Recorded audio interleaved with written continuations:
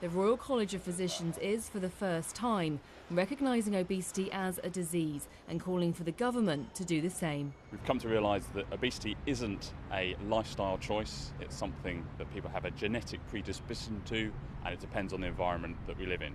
Recognising it as a disease allows people to understand that they have a disease and removes the stigma, or certainly reduces the stigma, of having obesity. If the Royal College of Physicians says it is more likely that we can tackle obesity if we do class it as a disease. Yeah, the King's Fund don't. All it seems to me is the debate is now moving away from, come on, get off the couch, get fit, eat healthier, to let's find an excuse. Piers, In January of this year, this college, the Royal College of Physicians, called for obesity to be recognised as a disease.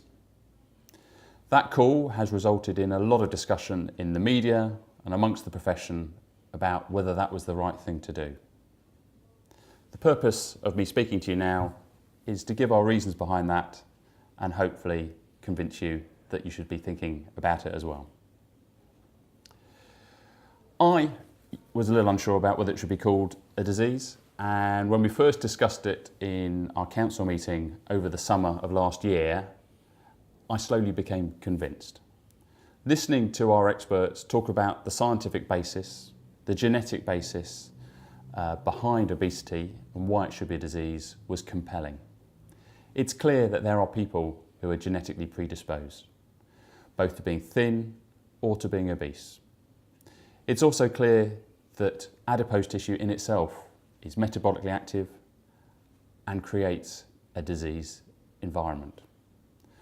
Furthermore, the role of society, health inequalities, and how we condition our brain to think about appetite is all very much based in science.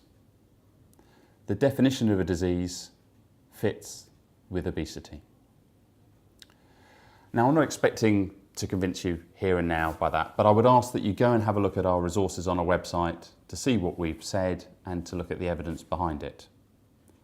What's probably more important and what we're pleased about is that this has raised the debate about obesity and the problems that we as a society have in trying to tackle obesity. This isn't about us saying that individuals no longer have responsibility, that we've medicalised obesity and that people really no longer have to worry about it. If they're fat, it's not their fault. Certainly isn't about that. We are not absolving people of their individual responsibility to be careful about what they eat, to think about what they eat, and to try and exercise more and do more physical activity. But society, and government is part of society, have to recognise that it's not all down just to individual choice. Once you are obese, the drivers that are within you, metabolically, behaviourally and societally, are making it very hard for you to lose weight. And we have to work together with individuals and with society via government to try and solve that problem. And there are things that we can do as a health service. 42% of people with obesity are too scared to talk about it with their GP. If we can destigmatise being obese by saying this is something that we recognise as a disease and we'd be happy to talk to you about it, hopefully those people can then feel supported, talk to their GPs and do something about it. It also allows us to focus more on obesity within the NHS. I think it's shameful that last year in this country we did 6,000 bariatric surgery operations for obesity compared to 60,000 in France. We know that surgery is a brilliant treatment for diabetes as a result of obesity.